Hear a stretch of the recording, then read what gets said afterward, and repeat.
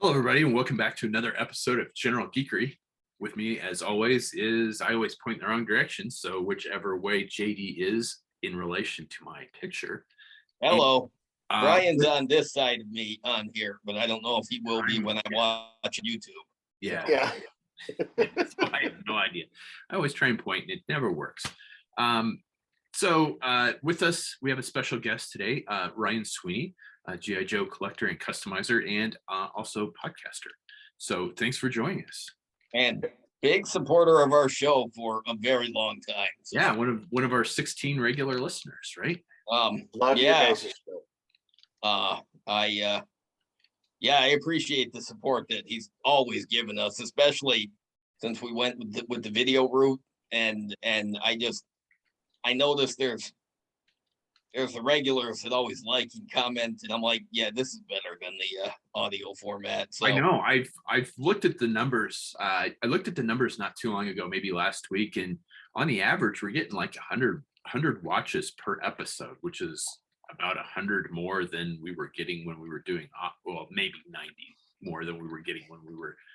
Unless we had a guest on the audio version, yeah, we had and even that sometimes didn't help that much. So, but I mean, it helps that it's hosted on your YouTube channel, which has a lot of followers, and because you do good work. So, good. I mean, I have a YouTube channel. It's got a few videos on it. I don't put it on here because nobody would watch it. So yeah, I'm glad we didn't start a whole new YouTube channel for it, because it does seem to work better that the fact that we have an established channel. I think that did make some difference for sure. I think it did. Plus, if we'd started a new one, you probably didn't want to start a new one, because the way I flake in and out of things, you'd be like, why do we have this? We haven't done a show in 18 months.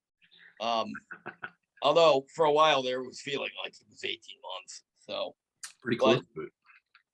Hey, this is our third show in 3 weeks, so I guess we're back. Yeah, it seems like it, and we've got more stuff planned. I mean, the special edition of the show where we did the review of every Alley Viper, I think went over pretty well. Yeah, and next up we're gonna do all the HISS tanks, and we're gonna get Articulated Chad on as our guest for that, because I think he might be a bigger nerd for the HISS tanks than I am. And I don't know that's possible. Yeah, I didn't think that was possible. You've got this really strange fetish love of HISS tanks. I really do. I really do. And I'm not at all embarrassed of it. So, in fact, I just saw it yesterday or this morning. I saw somebody posted that those little die-cast Jada Toys vehicles that people are. I saw that. Yeah. Apparently there's a HISS tank out now that I saw the picture of. I'm like, God damn it. With the real shitty Destro, I think. I don't care what it comes with. I didn't even know this. I just saw a HISS tank. I'm like, that's funny, because I saw that and I'm like, I wonder if JD's seen this yet. I'm gonna have to buy it. I mean, I bought the little stupid micro-sized ones. I mean, okay, I admit I bought it just so Rip It could hold it, and it looks like he's holding a classified scale, HISS tank in his. That would be the only reason I would buy it is. Yeah, I bought it so Rip It could hold on to it while Rip It's sitting in his HISS tank, he can hold a toy HISS tank. I think that's kind of cool, actually. But yeah, so I saw that die-cast one, and I'm like, all right, fine, fuckers, I'll buy it. I did the same thing with one of my 1/6 scale Iron Man figures. I gave him one of the 1/18 scale Iron Man figures, and I have him like flying it around. See, that's awesome. And even Hasbro got in on the act, because that Slaughter figure, that classified one, is coming with a tiny Slaughter figure to hold on to. Really, I didn't notice that. Yeah, it's coming. Yeah, it's coming with an action figure version of Sergeant and it's Slaughter. Going to be carded too, so it's going to be really a carded miniature figure that you can. It should be able to slide open and then Slaughter to hold it, or you can hold the carded figure of it. So that's kind of cool. I didn't realize it was coming on a card. I just saw a picture of classified Sergeant Slaughter holding itty bitty Sergeant Slaughter. Yeah, because everybody loves carded custom figures. So yeah, I saw that new Hiss tank. I'm like, fine. So that apparently, if I can get one before we do that show with Chad on it, apparently that's going to be in the lineup now too. Yeah. And then we've got a third one scheduled. So we're only going to do these like once a month because the editing. I mean, it took me a lot of time, a bunch of hours to edit that one that the Alley Viper one. Johnny from KR Customs is going to join us for the third one, and we're going to talk about Firefly. All the versions of Firefly. So after that, we don't know what we're going to do, but no, we're not going to do a Snake Eyes episode. Nobody has that kind of time. Yeah, that would be like a week long. Like there's some of those molds of Snake Eyes that have been repainted 14 times. We're not. No. I like Snake Eyes as much as the next guy. I mean, look, I got my classified one right here, and I've got the new sombrero that I got for him last week. Because he's El Mariachi, Snake Eyes, but there's my carded version too. Yeah. So I mean, we all love some Snake Eyes, but we are not doing a spotlight discussion on Snake Eyes. Not only does nobody have that kind of time, we don't have that kind of patience, nor do I have that many versions of Snake Eyes. And I do not have, JD's right. I do not have the patience to edit that. I mean, it took me like 3 or 4 hours to edit the Alley Viper one. And maybe 20 figures. Yeah, I was gonna say, and the Alley Viper has less than a third of the versions that Snake Eyes has. Although Brian, you're gonna get that Hyatt Toys Snake Eyes, right? Yeah. And I'll do a review. On that. It's been a long time since I've done a toy review, so I mean, we've opened stuff on the show and talked about it. Speaking of which, we've got stuff to open on this show. Yes, we do. JD has the new Super 7 Zartan. Yep, I got it the other day. And look, it's unpunched. It's a collector's item. Not for very long. But I have the classified bat to open. Nice. Yes. I finally saw one of those last week in a collectible shop that I went to. So I got to see one up close. I still have no interest in buying one. It's a battle android trooper, and I don't care. But I finally saw one. Oh, the new you got the blue. Oh, that's right. You got the blue ninjas. Dude, oh man. Nice. You know what? It was the financial decision that kept me from buying it. And it still is, but damn, I wish I could. I kind of want the female one, but I don't want the other two. They're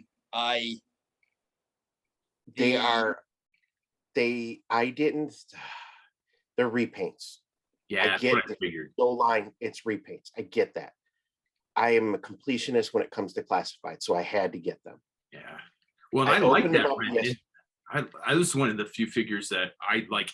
When I saw it, I'm like, I have to have one of those. I've made a 3 3/4 inch version based off of that. And so much. I was with Brian when he got the classified Red Ninja.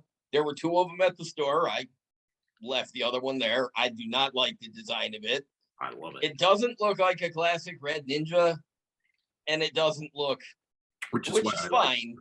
But I also don't like what they did with it. It's busy. It's got a lot going on with it. I don't like it at all. To me, it's what I imagine if they blended Night Creepers and Red Ninjas together. That's what you get. Now, you see, I saw a picture that somebody did a custom. I saw a picture a few months ago where somebody took the classified Red Ninja and repainted it as a Night Creeper. And I'm like, all right, I like that. That's awesome. But I like the blue version because Ryan posted some pictures on his Facebook, and I like the blue version more than I like the red version. So if it's the repaint, what is the female repaint of? What's her name? Shiko yes. From the Snake Eyes Origins line. Okay, yeah, I didn't pick that one up, so that would be a figure to me. Yeah, I had that figure, but I can't find it now. But I hate that. Yeah, I do. I like the blue. I like the blue ninja set, especially because they come with she comes with the Kitsune mask and he comes with the Oni demon mask, and they're badass. But like I said, it was a financial decision that kept me from buying them. So, but I mean, they're Amazon. I think they'll be available for a while, so hopefully I can get some later. But I am a little jealous that those are out there now, because I'm like, wow, that's cooler than the Red Ninja set was. So I was gonna see how much they're going for on Amazon, but I'm not. Oh, there it is, $44. yeah, I can't do it right now. I thought it was a 3-pack for some reason. No, That's the Vipers. Oh. I do have Kamakura pre-ordered. So do I. Big surprise there. Yeah, of course. I mean, even if I wasn't a Kamakura fan, which I am, the fact that it comes with the Sean Collins head, so he's actually, he can be on. I'm like, all right, that would have sold me anyways. But so I do have that pre-ordered, but I think Amazon bumped the date back to November on that, and that's good because I'm not ready for it yet. I'm just saying. So, on the other hand, they also bumped up the date to Stalker, to November for Stalker. So I'm like, all right, that's fine. That's good. Because that May was too far away. There were some available on eBay that I found for like $60, and I sent Brian a text last month, and I'm like, should I overpay for this? He's like, no, and I'm like, fine. I did not. I wanted to. I did not. No, I do not understand that. I don't get that. I mean, if it was something that you expected would not be readily available later, I don't get the fact of trying to overpay before it's released. Why? For me, it was because the projected date was still so far out of May that I'm just like, they're available. They're ready. People have them. I don't want to wait till May. I did not overpay for it. But then Amazon bumped the date up to November. So I'm like, all right, I can wait. That's fine. I was the same way because Stalker is my favorite Joe. Okay. And I can kind of see that. I mean, if yeah, okay, I can see that. Because when the Torpedo becomes available and the Range Viper. Yeah, when your favorite character comes out and it's expensive or whatever, well, you have to. But I did not overpay for my Alley Viper at any point, and I have 4 of them now. I think 3 or 4 of them. One's customized, but so Alley Viper for me was weird because I ordered from GameStop, and like I was one of the first people to get the shipments of the Alley Vipers. So I got Wasn't there a big kerfuffle with that? Weren't people waiting like 6 months past the like after people were getting them from like Big Bad and stuff that the GameStop, they weren't shipping them until much later, but you got yours early? I got the Bats and the Vipers early. They just like shipped all at once, and I'm like, oh, okay. Nice. So I had them before like a lot of other people. And then for Stalker, I went to it's a CDM store, and I got the Twins and Stalkers. I paid like $10 over retail for them. Oh, you got a bargain then. So, yeah, I can kind of see that. I would pay $10 more for a Torpedo and a Range Viper. I'm not buying the Twins at all because, well, they might be circus acrobats, but I call them circus clowns because that's what they are. They're annoying. They're stupid. Their kitsch was not funny. No, I got to agree with JD on that one. I do not feel any need to. I never felt the need to have classified versions of them. No. But classified versions that so perfectly replicate the vintage style that I also didn't care for. Yeah, easy pass on that one for me. But they look cool for fans of the Crimson Twins. They look nice. I hate them. Their first appearance in the comic when Footloose and Flint were going after him in the circus and Flint beat the crap out of him, I'm like, that is the best use of the Crimson Twins ever. Just let them get their asses kicked, and then that's the best thing about Joe is there's characters that you like, there's characters that you don't like, and you don't have to get the ones you don't like because you just build the team that you want or the bad guys that you want too. Yeah, absolutely. Yeah, you can ignore the characters that you don't care about, and that's why I like the character variety so much, because there's easily ones where if you don't like it, like Tripwire, fuck that guy. I'm gonna make under no circumstances will I ever buy that if they make it classified, unless I buy it for custom fodder and I turn it into something that isn't Tripwire. But even then, I don't think I will. Aren't they making Tripwire? I thought they announced that. I hope not. I mean, no, they didn't, but I hope they never make him ever. I'm sure they will. I hope they don't. I will maintain that hope until the day they announce it, because let's face it, it is inevitable.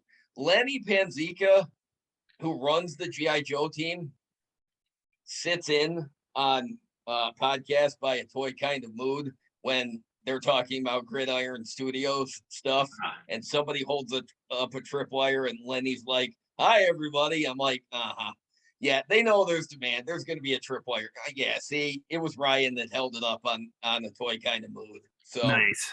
I mean, Ryan, don't get me wrong. That looks fantastic. It's just, the problem is that it's tripwire.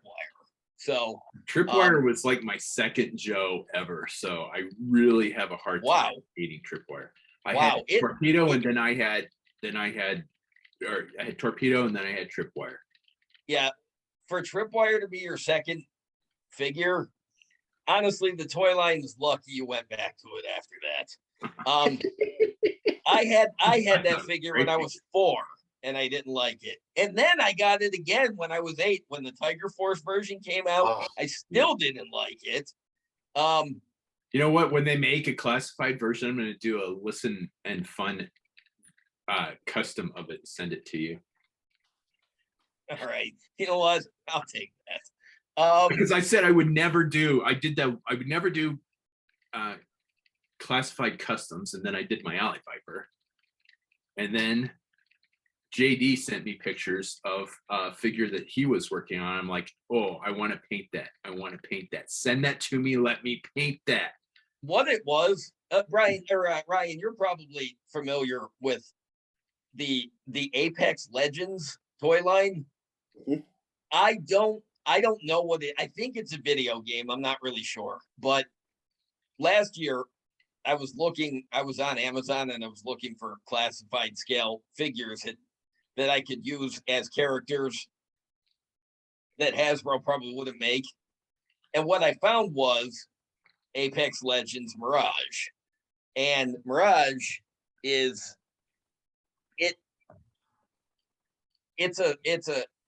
it's a bearded guy with goggles on his head, and he's got all this gear stacked on him. He's very ready for anything looking, kind of a badass commando operator. And I bought it as a stand-in for the 1991 Lowlight in the classified scale. So because 91 Lowlight. Yep. Yeah, that is my favorite figure in the vintage line. Now the colors weren't right, but.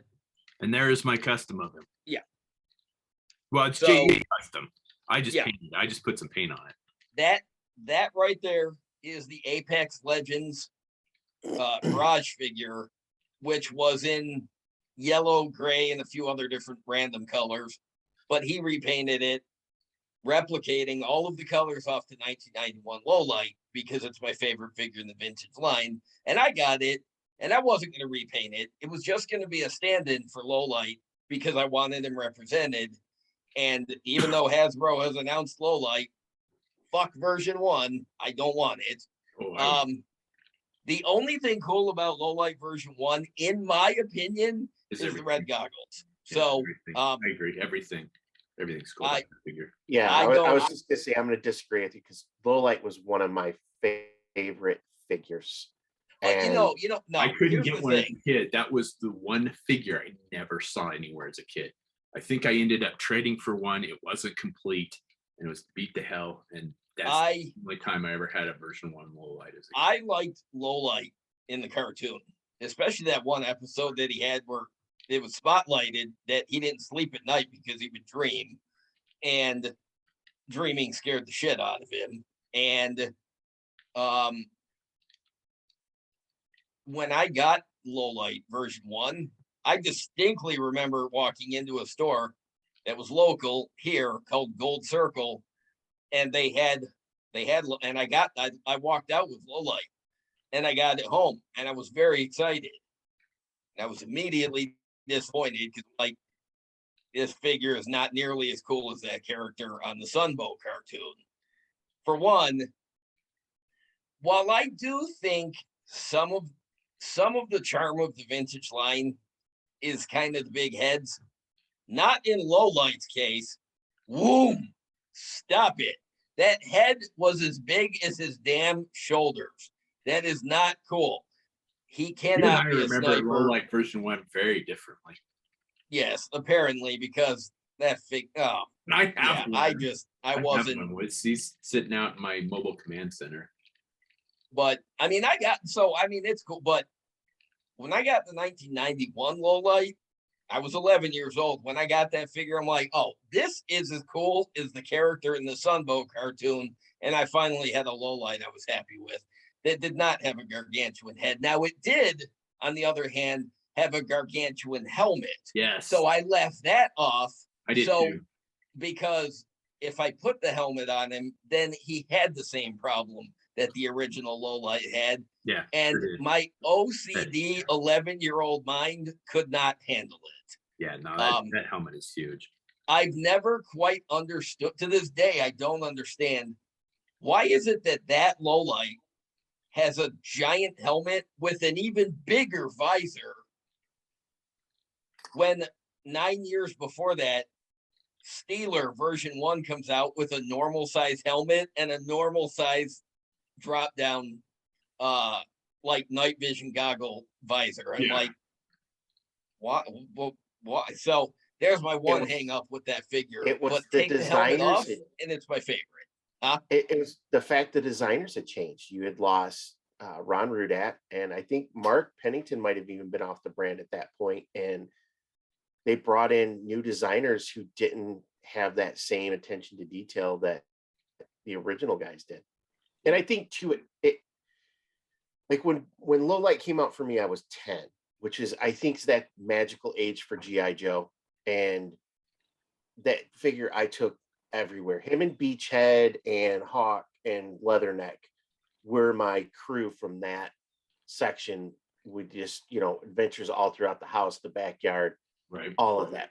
But I know JD's going to bury me because I'm also a fan of Deep Six and the Shark. So, my tastes aren't that good. No, it's not a matter of a taste problem. And I'm not, I don't judge people for the things that they like. I will question why the fuck they like it. But look, it's that stupid ass vehicle. Brian was petting it like a treasured animal. I think it should get. I have the gray one, the dark gray one. I love that thing. It's and I'm tempted because I need the convention Sub Viper still, and it comes. I have one of those. Blue one. Yeah, I have one. Do I spend the money on? It's like $60 to get the figure loose, or do I chuck out another 20 extra and get the Wave Crusher with it? I vote just pay for the figure so you don't get stuck with a Wave Crusher. But, no. Whatever. I'm also a big believer in different strokes for different folks. I mean, Ryan's worried about me besmirching him about Deep Six version 1 and that shitty shark. I have Eco Warriors tattooed on my arm. If anybody's going to get judged for a questionable G.I. Joe decision, there you go. There's all the fodder you need. Where it's mine is you can't touch my love, which is the specialty Vipers. And with the specialty, but I always pick and choose. I mean, there's ones I really like, and then there's ones that I don't. But I'm not. Well, okay, hang on, and I will go back. I do have to correct. Mark Pennington was still at Hasbro at the time. But it was Kurt Graining that designed the 1991 lowlight. I met him at the JoeCon in 2018. He signed.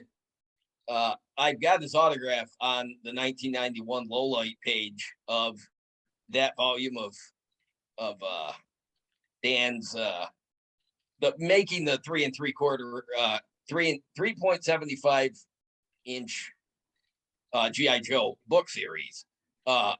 Yeah, that the 1991 that page. Yeah, I had the designer sign it for me. So, but yeah, Mark Pennington was still there, but he wasn't doing as much of the line as he had, because like he did the Alley Viper and he did a bunch of other stuff from 89 and 90. He was still there, but you can tell that he wasn't as active. But like his fingerprints are still on some of the 1991 line, which is my favorite lineup of Joe's as a year as a whole. Outside of the original lineup, I love the 1991 lineup. But there's a lot of cool stuff in the 91. I do believe Mark Pennington was gone after that, which is where the 1992 line. I love the 90s stuff, but I can see why it's perceived that that's where the drop off started. I get it. The 90s, it was different for what kids were watching. You had Power Rangers, you had Turtles. Oh yeah, and was the change. And Hasbro was making all of that stuff because they were trying to compete. And in my opinion, they were succeeding in competing with these things. But that is where they changed. Oh shit. You know what? End this and I'll send. Yeah, we're gonna lose the. Okay. Still waiting to get the paid subscription for Zoom, and then Ryan suggested using a different platform, so I'm gonna look at that. So hopefully in the next week or so we'll have a platform that we don't have to restart every 40 minutes. I used to use the paid version back when I was back during quarantine, when I was doing like playing Dungeons and Dragons over Zoom, and I was dating somebody. It was long distance, so we were Zooming all the time, so it made sense. But ooh, that is nice. But I canceled it a couple months ago because I'm like, I wasn't. Well, for one, we weren't really podcasting because I was in a funk because of life, and we're the D&D game had long since gone away. I didn't have any reason to be on Zoom. In fact, when Brian and I did that first show, the Welcome Back show, you talk into the camera. I had to, when Brian and I did the Welcome Back show, Zoom had to confirm my identity because I hadn't used it in so long. So, yeah, we'll figure something out. I mean, we've always been technically inept, and we've never tried to hide that. It's kind of like the badge of the show, honestly. So, look, I mean, if we were all professional in this, genre of, broadcasting, we wouldn't be doing it on YouTube. We wouldn't be doing it on any of these things. We'd be doing it professionally. Yeah, that's true. And, I'm pretty proud of, how well our show is received and perceived for just as technically inept as it is. Hey, I always say people aren't here for the production values; they're here for the conversation. Yeah, absolutely. So, but let's. I don't want to wait anymore. Let's do this. Ryan, you gonna open something up? You got to. Yeah, well, I'm gonna kind of cheat since I've already opened this, but I was gonna say, show them off. This is the new packaging, which I wasn't sure how I was gonna feel about it from Hasbro, but look, it's not a collectible anymore. Oh no. Oh, so yeah, no. the windowless packaging.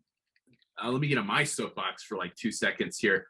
I will not buy a windowless package from retail ever. I've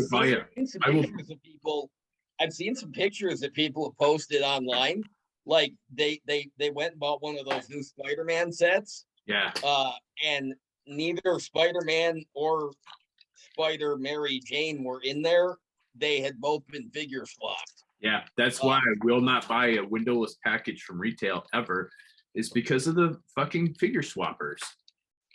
I mean, the figure swappers are bad enough when you can see into the box. Yeah. Right. But it's the windowless packaging, I feel like just gives them carte blanche to just. Yeah, I understand what they're trying to do with that, but it makes zero sense to do it. So even with this, like, and I wasn't a fan of it at first, but I'm like, I'm gonna give it a shot. But the tape on it is that goopy, nasty tape. If you peel it off, like you'd have to use Goo Gone or something to wipe it completely off. Oh, so it actually leaves all the residue because it's that real. Oh, that sucks. But you know, it takes some work. But this is what the figures came in. So it's string that ties into it. Okay. And then this is the foot locker. All right. That the accessories come in. And what I thought was the coolest is, so it's tissue paper that they come wrapped in. And it's got the Cobra logo, but it's completely sealed all the way around. So you have to tear it to even get the accessories out. Interesting. So like the heads and stuff are all in there. All right. Now, can you tear it, or is it one of those where it's a pain in the ass and it's just easier to get? Like, does it rip easily, or is it like the cereal bag where it's like, I need scissors? God damn it! No, you can tear it, but it's sealed on all four corners, so it's not like you can cheat and open it and swap stuff out with it without tearing the bags for it. All right. I'm kind of disappointed that there's no articulation in the claw. There's not? No. At that scale? Yeah. That's lame. It is. I have to admit, looking at that packaging that Ryan held up with the Joe and Cobra logo, as much as I hate wrapping gifts, that makes me want G.I. Joe wrapping paper that looks like that. I can see that. Then accessories come in these cardboard things, and again, it's got tape all over it. So they're saving the environment with windowless packaging, but they're putting plastic tape on everything. Awesome. Well, let's just be honest. I don't think it's saving the environment. I think it saves them money. Yes. Like, I don't know. Yeah, I 100% agree with that. I don't think it's an environmental thing, no matter how many times they say that it is. It's a cost-saving measure for them. All right, you know what? Whether it is or not, the gesture is good, and I understand it, but you're right. It's probably cost-saving because like Marvel Legends figures, when you used to open them, you'd slide the tray out, and there used to be a plastic cover over the tray. So when it was in the packaging, you'd have the plastic of the box, then you'd have the plastic cover for the tray, and then you'd have the tray inside. And now, I haven't bought one of the windowless packaging, but at some point, or recently, I bought this Marvel Legends Vulcan figure. And I bought it. It was on clearance at Target. I bought it for parts. Yeah, it doesn't have the plastic tray cover anymore. So the figure, had he not been wedged in there in the vacuum form packaging, he would have fallen right out. And I know because the Build-A-Figure part did fall right out. So. All right, the bat's the bat sculpting is pretty nice. I don't like that the chest plate cover is not translucent. There's not a. And there's a battle damaged one, and he comes with the battle damaged head as well, which is cool. But the battle damaged one is not translucent either. Why isn't it I don't know. That was like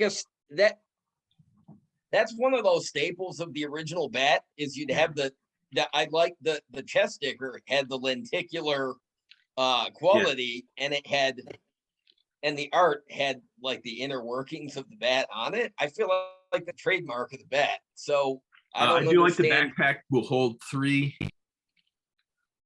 all three items.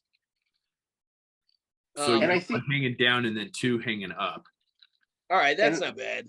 And I don't want to sound like the classified apologist that I come off as, but with this line, they don't have the budgets that they should have for as many figures as they're moving. I feel like the chest plate being translucent. Yeah, it's the translucent. You either get one chest plate or you get the damaged stuff. So I think it's one of those choices. Now I will say J&S Armory on Etsy. If you're looking for some nice translucent plates for your bat, let's go check him out. He also has some really nice arm accessories too. But then I also took Bad Mother Tattoos, and he has the Cobra sigils, that the water slides that you can get put on. So this is my I use his stuff all the time. I've got my battle damage bat. Shit. Yeah, see, personally, again, I do not have a classified battle android trooper. I am not planning to buy a classified battle android trooper. What the hell? You put an LED light in it? Nice. Oh shit. That's pretty cool. Ryan, that is awesome. That is fantastic. That's one thing I've not been able to sit down and learn how to do LED stuff. The other thing is I took a chrome pen, and this is from, I think, J&S too, and I chromed out the arms and the parts too. So I wanted to make sure I had stuff for my bat. I'm kind of tempted to get another one and do I'm kind of tempted to get another one and do a nano bat custom. Yeah, I'm hoping they come. I know they've got the Crimson bat, which is really the fire bat that they're going to be coming out with. I saw but I would love to see that neon green nano bat. Yeah, it's not bad, but I'm not. I think there's two features that they could have improved that, and that's the translucent chest plate and then the articulation on that claw. Yeah, I agree. But other than that, it's not too bad. This is the blue Ninja. All right. So, and they added paint to the weapons for him. Ah, okay. But it's got that nice Cobra blue and then the cream. And then this is the female. Yeah. And then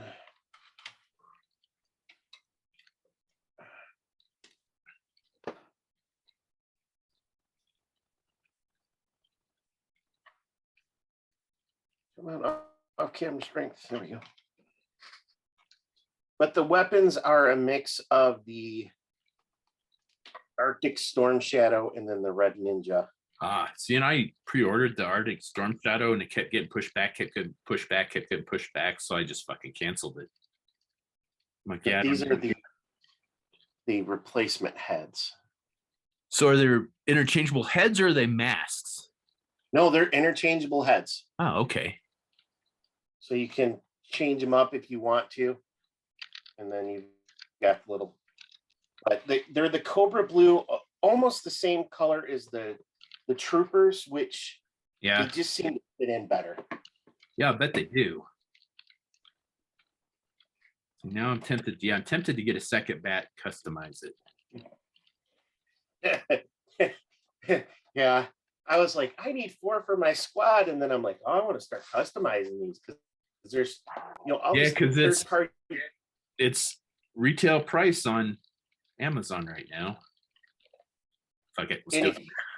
If you got a GameStop around too, they've got them clearanced out for like $17 in store. If you have a GameStop around you, I do.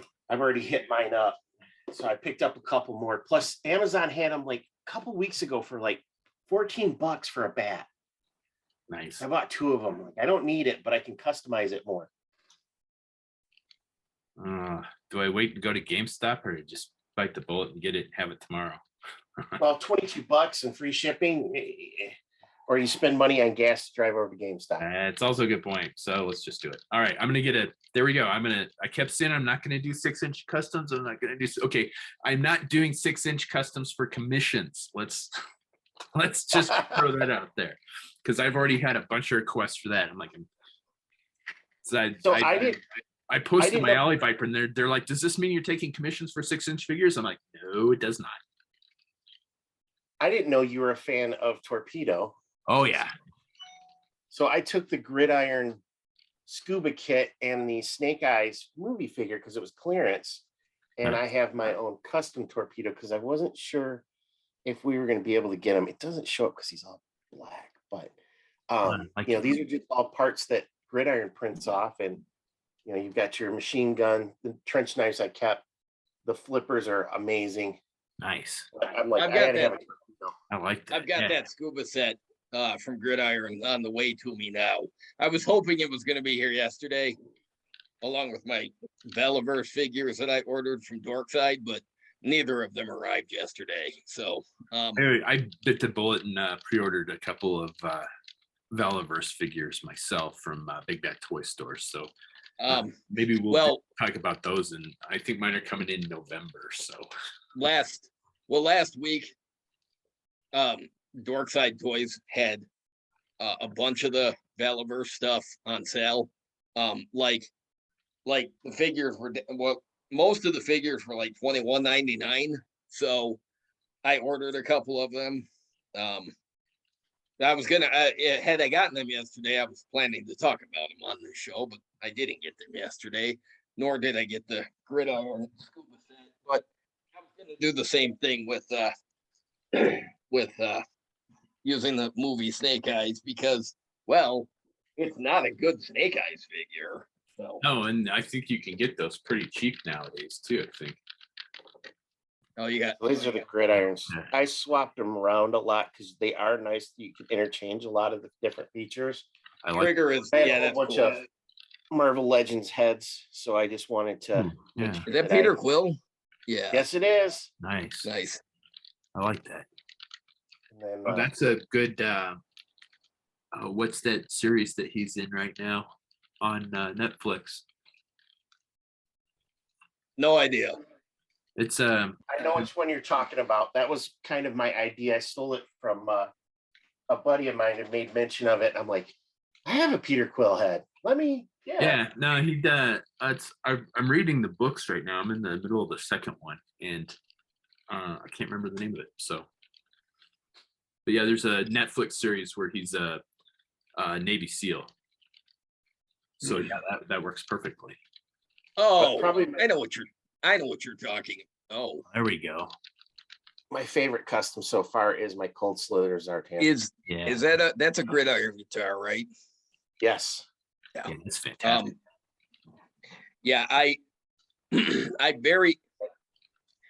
I know when you guys were doing the Toy Kind of Mood and you had Mark Von Cannon on, he did say that there were going to be more instruments or whatever coming. Personally, I'm hoping for brass instruments because I want a classified scale mariachi band. Okay. So I like mariachi music, and now that I have this hat that I got out of a WWF or WWE like parts box at the collector shop last week, I'm like, well, now I need more of those hats. No, if they did a trumpet, I could have a mariachi cue. Oh, that's a good that's I like that. Yeah, I might have to see if I can print. Q is my favorite character from Star Trek, and that would be an interesting custom. I had to go. My oldest child is cooking right now. I had to go help with something in the kitchen, but I didn't get to really. All right, so there's Super 7 Zartan. He's nice and angry looking. They got the likeness. I mean, it's very it looks just like it did in the cartoon. Yeah, I mean, can't you practically hear him saying, A gem of that size answers all my questions. And then he's got the opening backpack shtick, just like the Hasbro version, with the mask that comes out, just like the vintage version. The hole in his back for the backpack, and the peg is it's lower. an odd kind of a choice. I'm not. So what is it now? I didn't see. You didn't hold it up long enough. Yeah, sorry, it's the peg on the backpack. Yeah, it's huge. And yeah, the hole in the it's huge, but I don't know if it's just to keep it on. You can cut that peg off and do rare earth magnets. I might, because the backpack doesn't stay closed all that well either. I'm gonna have to be careful with that. But you're gonna lose that face plate or that face mask. Put that. That's what I'm worried about. Let's see it with the face mask on. Okay. Face mask on. Put the face mask on. Put the face mask on. Come on. I want to see it. I thought he was supposed to change color too. It probably is, but I'm not entirely certain how to do that. There's Sunlight, I think. What? I think it's Sunlight. I don't know if original. I don't know if he did they did the photo, or if it's hot and cold like the Hasbro one. Yeah, it might be the hot, but cold. They didn't. Yeah, and there's nothing on the package about it. And I just got it but here he is with the mask on. It's not. I'm still kind of like ambivalent about him. I like the fact that Super 7 is making figures from the cartoons that we've never seen in figure form. I gotta give him that too.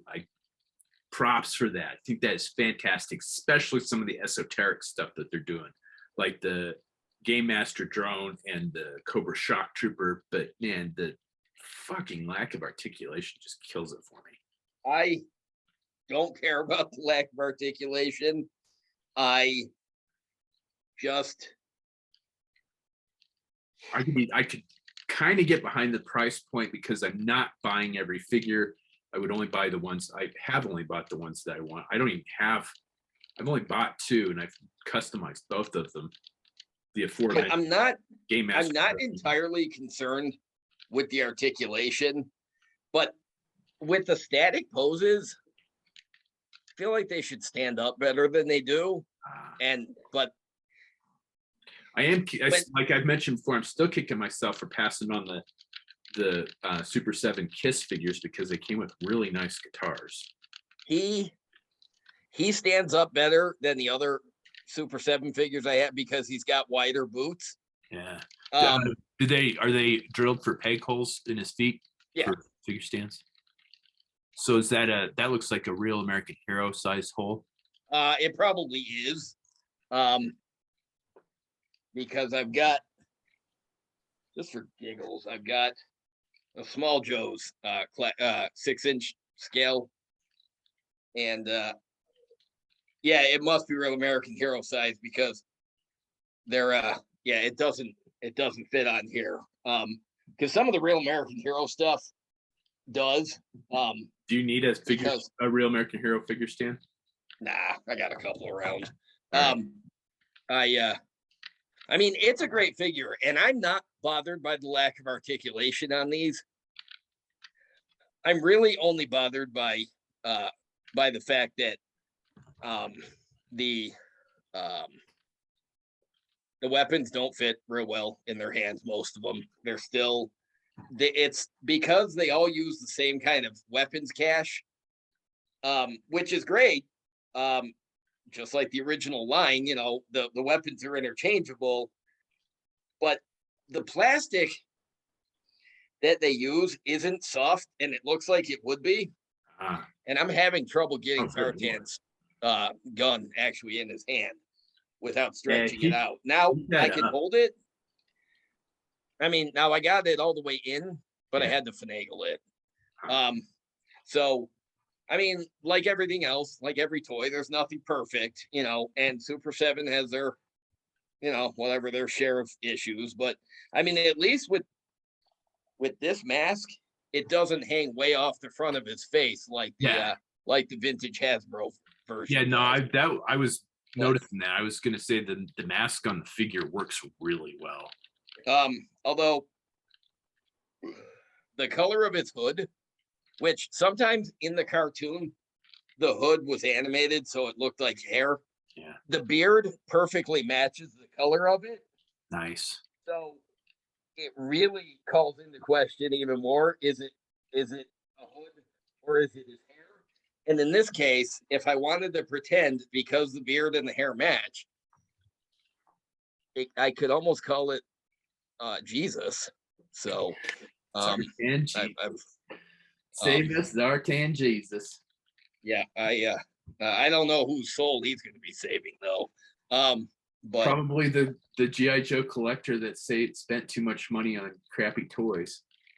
Yeah, I was gonna say whoever is the highest bidder is who we will save. There you go. Whoever sniped it at the last second. But all right, yeah, so not bad. I don't have a classified I like the fact that they are very spot on for the cartoons. I mean, because we all grew up with those cartoons, and it's cool to have like a separate line of toys that are just specifically from the cartoons. But man, I mean, the 25th anniversary figures are better than that. No, they yeah. They and I think with Super 7, it's Ultimates, and then it's the oh god, what are they called? Oh god, what are the smaller ones called? There's the name of the line. I think Reaction. Reaction. Yeah. And I think it's Brian wanting to have all of those figures in the Reaction line fit into that universe, and he doesn't want to change. Yeah. But I'm not a Super 7 fan. I don't like the single joints. I don't like a lot of how big they are. But the fact that it offers that to collectors, I think, is an amazing thing. And I have to say, on card, if you have a display on card of those Joes with the Reaction, it's freaking beautiful. I will say, because I will say this about the Ultimates line. I like the character selection they're doing, but they're 7-inch scale figures, and there's not any give there, because I saw somebody post, because from whatever that convention was that just happened. What the hell just happened? Comic-Con. It was San Diego Comic-Con. No, not that. It was no, it's like Toy Atlanta or something like that. Yeah, it was. Yeah, maybe it was. I don't know, but there was whatever it was. Super 7. Maybe it was San Diego Comic-Con. Yeah, because Super 7 had their offices decked out as a Cobra recruitment center. Oh, right. And for the show, they had a repaint in the comic book colors of the Ultimate Battle Android Trooper. So he was in the light blue color of the comic panels, the Marvel comic panels. Oh, yeah. Well, the other day, I saw a photo that somebody put their Ultimate Super 7 bat next to the classified bats. And again, they're 7-inch scale, but just to see how much taller that 1 inch actually is, I have to say, as cool as the character selection is that they're doing on the Ultimate line, like they're doing Doc, which Hasbro hasn't even announced Doc yet. And I did see some people saying, "Oh, I'll get Doc and use him with my classifieds." No, you can't unless you want Doc to be really tall. You want him to be Shaquille O'Neal. See, I think that would work for the bat, because it's a robot. It's a robot, yeah. Any size that you want, and it's gonna work. But the bat is head and shoulders. The San Diego Comic-Con, it's almost over 7 inches. I would say it's like 7.5. Yeah. I still think that works though, because it could be any size you wanted it to be, because it's not a human being. No, you're right. The bats don't have to be human size.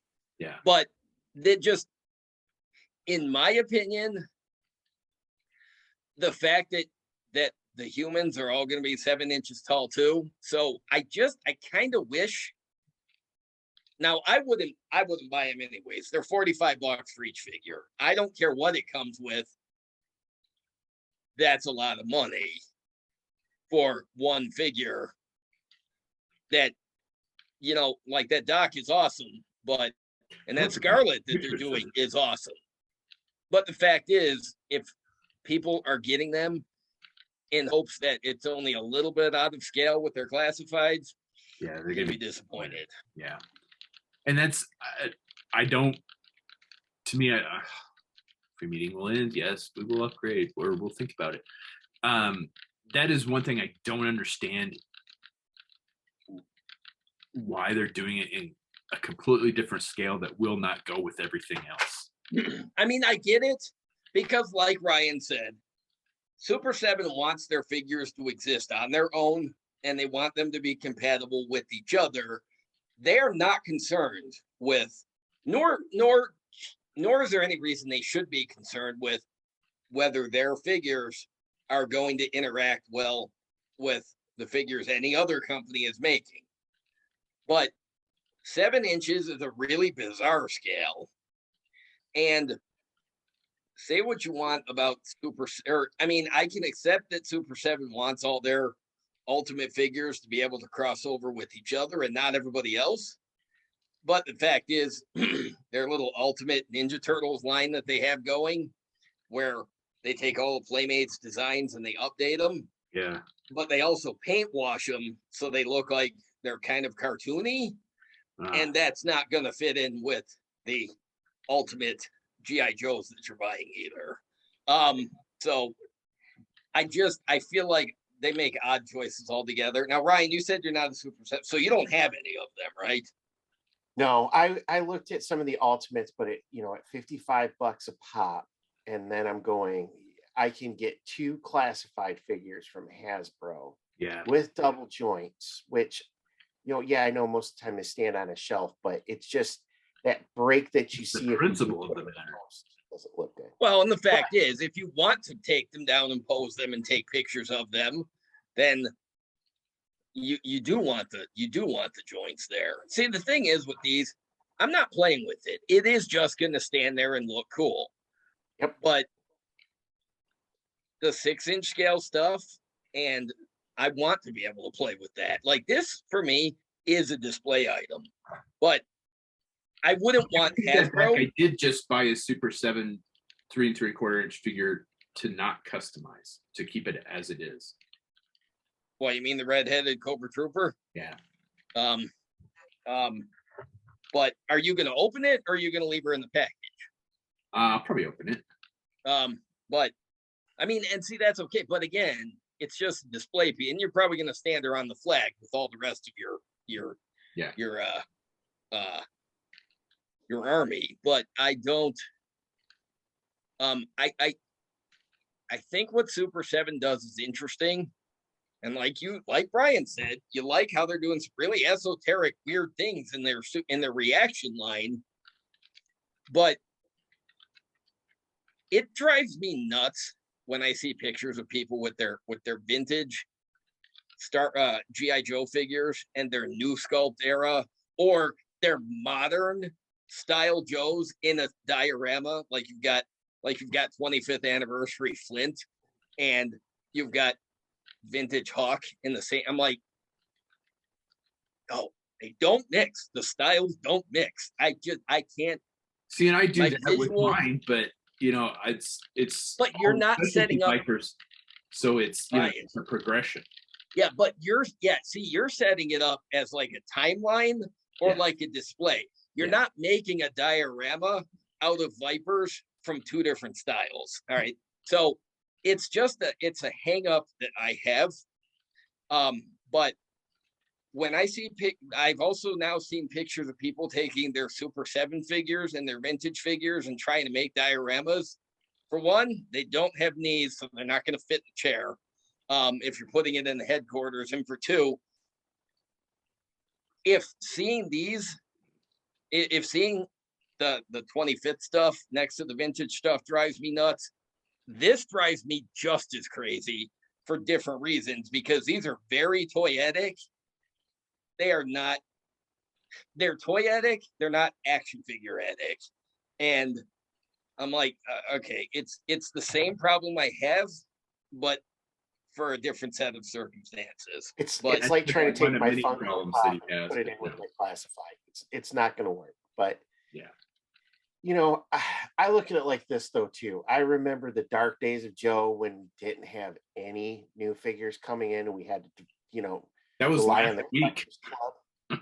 Yeah, you know, and now we have Jada, or I'm sorry, Hiya Toys. We talked about Jada. Yeah. Super 7, Mezco, Hasbro, and I'm probably forgetting somebody else that's making Joe stuff now too. And you know, 10 years ago, people were screaming, "Why isn't there third-party GI Joe stuff, like the Transformer stuff?" Well, here you go. There it is.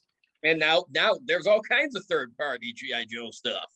I will say, as a guy who has a lifelong love of GI Joe as a brand, I do get a thrill out of seeing the number of licensees that Hasbro has let use GI Joe. And I'm like, whatever your taste, whatever your preference, whatever it is that you like to buy, there is something out there for you. If you like the big collector stuff, cool. And if you like to play with that's cool. And if you like the really high-end stuff, then you're gonna like the Mezco stuff. I mean, that Mezco Destro is fucking badass looking. I've got a couple of Mezco Iron Man figures, and they are just fucking amazing. I've got the regular and the Stealth Iron Man. I didn't even take the Stealth Iron Man out of the tin that it comes in. It comes in a fucking tin. A tin? That's awesome. Yeah, no, it's amazing. Is that a Mezco thing? Do they all come in tins? Because I'm wondering if Mezco Destro is going to come in a tin. I can grab it. Let me grab it real quick. You'll have unique packaging for the Joe stuff. They will have unique packaging for it. Mezco is its own collector though, too, where those people just collect those Mezcos. But it's gonna, I bet you Destro's gonna come in something just, I'm gonna say it's gonna look like a weapons crate. I can just see Mezco doing something crazy like that. Cool would that be? I mean, admittedly, Iron Man probably should come in a tin. The Joes don't necessarily need to come in a tin. I just like the idea of Joes in metal packaging. But you're right. It probably will come packaged in a weapons crate with the Mars logo, and that'll be amazing. Ooh. My regular Iron Man did not come in a tin either. So this is one of the PX preview exclusive figures. Is it? Oh, okay. Hinged. Damn, it's almost like a lunchbox. Oh wow. Yeah. Those are blast effects, I'm guessing, right? Yes. And he probably has the light up arc reactor too, I would assume. Probably. Yeah, I think it does. Okay, so it doesn't come with Tony Stark head though, right? Sorta, because the mask comes up. Oh, you mean it lifts up? Oh, that's cool. All right, that's cool. All right, okay, yeah. I don't. When it comes to Rhodey and Tony Stark, I like when you can see their faces too, not just the. Those are the only Mezco figures, and then Mezco makes some really cool Punisher figures too. But I missed out on those when those came out, and did not try and get those on the on secondary market because they are very expensive. Yeah, they're expensive. But they're high-end stuff.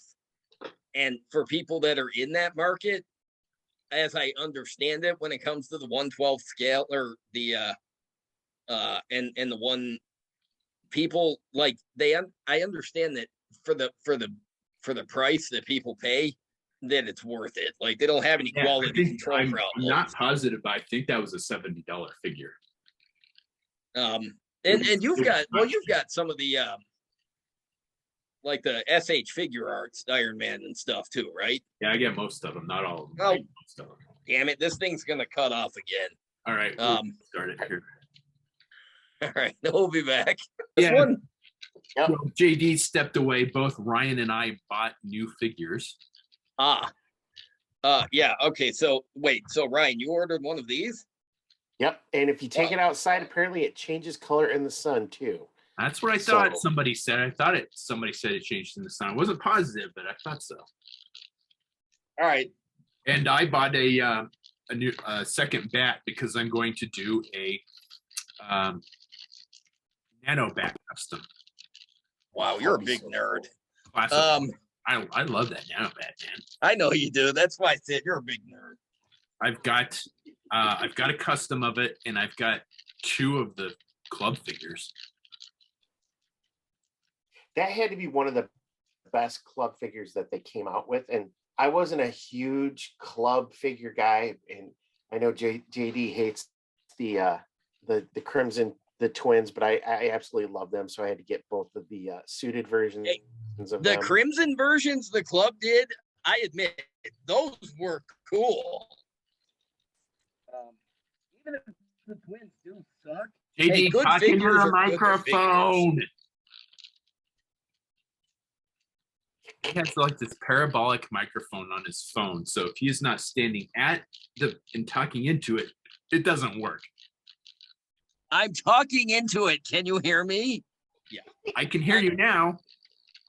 I'm doing an experiment. I put Zartan in the sun. We're gonna see how this works. We're doing science here on General Geekery. Bet you didn't think that was gonna happen. See that basketball hoop? That basketball hoop has been on that garage for like 40 years. I've never used it. Fuck. No, really? Color me surprised. This is what makes your guys' show so great. Oh. Is that going to take a few minutes? I don't have. Yeah, probably. I don't have the patience for this nonsense. It's like the. I mean, I'm leaving it out there. I'm just saying I don't have the patience for this nonsense. Yeah. Yes. Again, surprise would be nice. I'm gonna like feign my best surprise look. Yeah. JD and patience. Never seen it. Doubt I. All right, I'm a lot more patient now than I used to be before I had kids. That's frightening. I've known you since you've had kids. No. Shut up. Just no. Shut up. So, Ryan, yes. Who was your favorite Joe figure? What started you on G.I. Joe? Yeah, I mean, this is a question we ask everybody. If you haven't prepared for this, dude, we're not going to ask you back. The first Joe figures I remember getting were the Cobra Glider and the Joe Glider. And that was what hooked me. Yeah. I was going to say, how long did those last after you got them? 5 or 6 years. I took what? G.I. Joe was completely different to me. It was the toy line I took care of. Yeah, but I understand that people that they usually last 5 or 6 minutes with people.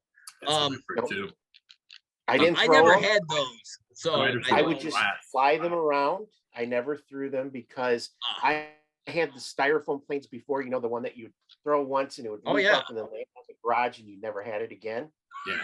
Oh yeah. So all the time. For my gliders, I knew better. That's cool. And then for my birthday, I got the Sky Striker, and that point on, it was like, oh, that's it. You were never going back to anything else. That was it. That was the point of no return. I had Star Wars before then because it was 82. Empire in the scale figures. Yeah, Empire came out, and I was huge into that. But when Joe, I'm like, Mom, you can give away all my Star Wars stuff. I just want G.I. Joe from here on out. That's exactly what I did. My aunt, if she was still alive, she'd still be giving me shit for selling off my Star Wars figures to buy more G.I. Joe stuff. She's like, I will buy them all from you and keep them until you realize what an idiot you're being. And somebody bought them before she could. And she never let me forget that. And I think after I got the Sky Striker for Christmas, I got Wild Bill or maybe I got the Dragonfly and then I got the Sky Striker. But it was all in that same time frame. And I'm like, I'm a plane and helicopter guy as it is. And I'm like, this is the best line that there ever was. Yeah, you'd like my other room then, because I've got all my stuff hanging from the ceiling. Hey, Brian. You can see. I have an idea. see my well, you can't really, you can see my secret customs hanging there in the back. Ryan, what? Pick the computer up, walk it over there. All right, hang on a sec. I took mine outside, which, by the way, Zartan's still out there. He's taking fucking ever to change color. So I'll go back out there in a few minutes. My signal sucked out there. Yeah, no, I should be all right here. Yeah, we have an interactive show. We don't know what the fuck we're doing. We're figuring it out as we go. Oh, that's what, Sunstorm and Thundercracker? So yeah, Sunstorm, Thundercracker, Thrust, or Skywarp, and then Thrust. Those are so nice. And then yeah, JD's right. Why not? Let's go into the other room and you can see my stuff. Well, plus you've got a new setup. You can show it off a little bit. I do. The lighting's not the best. So there's my Apache. There's a Defiant behind you. Watch out. A Defiant and a General. Then this is like my vehicle. Damn. Yeah, I can't really see it. I need better lighting. I see a Cobra Wolf, Snowcat. No, two Cobra Wolves. Snowcat. Yeah, one's vintage and one's the 50th. Okay.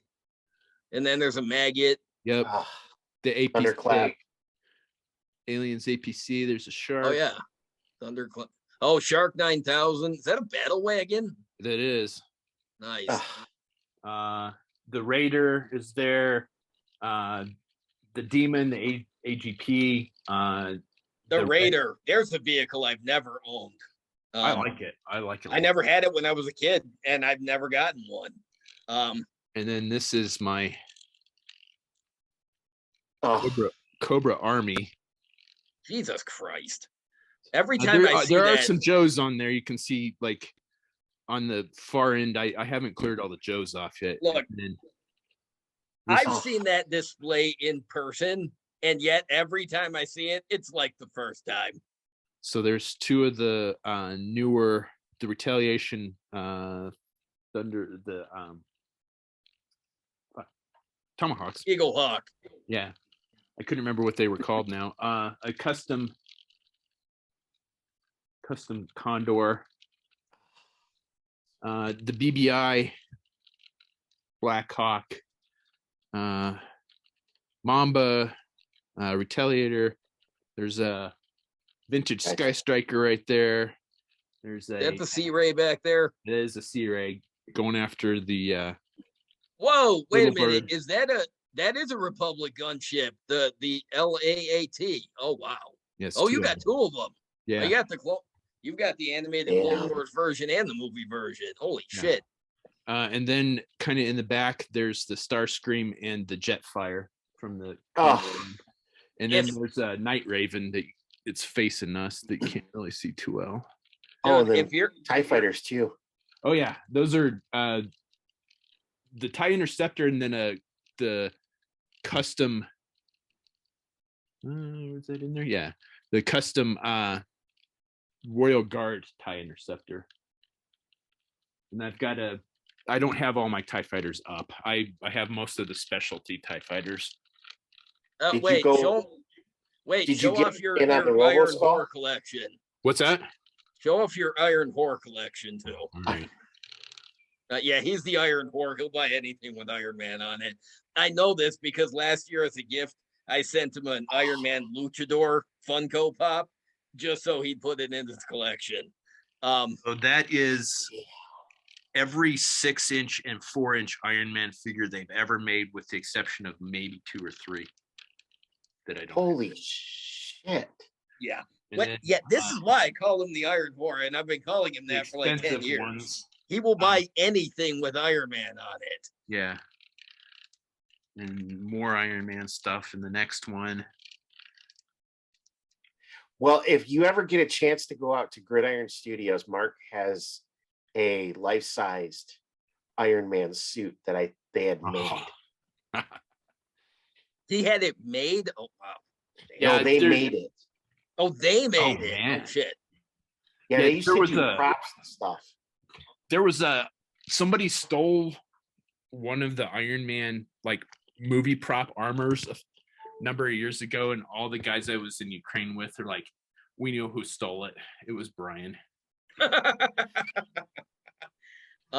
Ironically, when the first Iron Man movie was released in theaters, Brian was overseas and he didn't get to see it on the big screen until he was back here in the US. I didn't see it until Avengers came out and they did the Marvel movie marathon. Yeah, because by the time he was back in the US, Hulk was playing, but Iron Man wasn't playing anymore. And then he and you got a bootleg of it over there, right? Like you went down to the Mechaplex and you got that's what they called the bootleg market, right? The Mechaplex, right? Yeah, for movies we called it the Mechaplex. But it was like a shitty like Russian version, right? Like it was all the one that I had wasn't too bad. It was the one that really pissed me off was the Watchmen, because halfway through the Watchmen, at the climax, it switched to German dialogue. And I'm like, what the fuck? I mean, I'm like on the edge of my seat watching this, and it's like, I don't understand German. How the God damn it! So why I don't understand why it wasn't dubbed in German all the way through. Why the hell did they wait until the end of the movie to dub it? That's halfway through when Dr. Manhattan and that gal are standing on Mars, switched to German. I'm like, well, guess I'm gonna watch the rest of this then. It wasn't even, no subtitles or anything, just like switched to German. Nice. But yeah, right. Yeah, because I remember because we had a message board that we were on when Brian first went over there, and everybody on the message board here was going to see Iron Man. He's like, fuck all of you, because I can't see it. He's like, it's my favorite superhero and I can't see the movie. And fuck all of you. So he's like, I have a bootleg, but it's not the same. I'm like, no, it's definitely not the same. No, I watched it on my computer. I finally got to see it in the theater with the Marvel movie marathon. So this is what I still think it's one of the best Marvel movies they did. It still is. Fantastic. My top 5 Marvel Cinematic Universe movies, 3 of them are still from Phase 1, and I don't care. You got Captain America, the first Avenger, Thor, and Avengers are still in my top 5. They don't, all the movies Marvel's done since, and all the stuff, all the ways they've upped the ante over and over and over again. I still go back and watch the first Avenger, and I still go back and watch the 2012 Avengers movie and Thor, and it's like I'm watching it for the first time. Yeah. And in my top 10, Iron Man and Iron Man 2 are still there. I can watch all the Phase 1 movies and be just as excited as I was the first time, except for the Incredible Hulk, which for one is not streaming on Disney Plus. So when my firstborn child and I were going to watch She-Hulk, the Abomination shows up and Emil Blonsky's there. Well, the kid didn't know who it was. So Disney, not only was the Incredible Hulk not streaming on Disney Plus, it is not streaming. Not streaming. So we had to go on YouTube and find a bunch of highlight reels and clips to give the kid some reference for who Blonsky was. And all that did was remind me, wow, this movie is really not that good. And it would be much better if somebody would do a fan edit where they put Mark Ruffalo in and they cut a half an hour out of the movie, because the movie sucks anyways. But one thing I did about that movie was the oh shit, I just forgot his name. The cameo, not Stan Lee. Tony Stark. Lou Ferrigno. Oh yeah. Isn't he a security guard in that movie or something? Yes. Yeah. But we watched all these highlight clips, and I'm like, and then the kid asked if what happened to the guy whose head was growing, and I said, I don't know. Nobody knows. Never got used again. And then 2 weeks ago, at D23, Marvel announced that the new Captain America movie is going to have the leader come back. And I'm like, wow, they really took their time playing the lawn game on that one, didn't they? And then they did the same thing with Blonsky. He didn't show up again until Shang-Chi last year. So I am really shocked. I am really shocked that Liv Tyler has not shown up again in the MCU. Nowhere. Betty or whatever. Betty. Yeah. I was just gonna say the same thing. But I think that's why you don't see the Hulk movies on Disney Plus, because was it Eric Bana and then Fight Club guy? I can't think of his name either. Ed Norton. Yeah, Ed Norton. I think their licensing rights, what they'd have to pay him is just more than what they want to. Well, to be fair, the Eric Bana Hulk movie should not see the light of day. Oh yeah, and we tell this story every time we talk about that. I was dating my wife at the time, and I took her to that, and I'm like, oh my god, she's gonna fucking leave me for dragging her to this fucking horrible movie. And when I saw the first Hulk movie, I was in Oklahoma at Fort Sill. I was in the Army, and somebody came into town to visit me from California. So it wasn't a date, but it was a pseudo date, and we went to go see that. We walked out of that theater. She couldn't walk straight. She was laughing so hard at how bad that movie was. I'm like, there's such a thing as overacting to a delightful degree, and there is such a thing as an actor just chewing the scenery, and that's fun. That can be entertaining. But the level of overacting that Nick Nolte was doing as well, what turned out to be kind of the absorbing man, even though it shouldn't have, the level of overacting was atrocious. It was painful. It wasn't at all entertaining. It was just bad.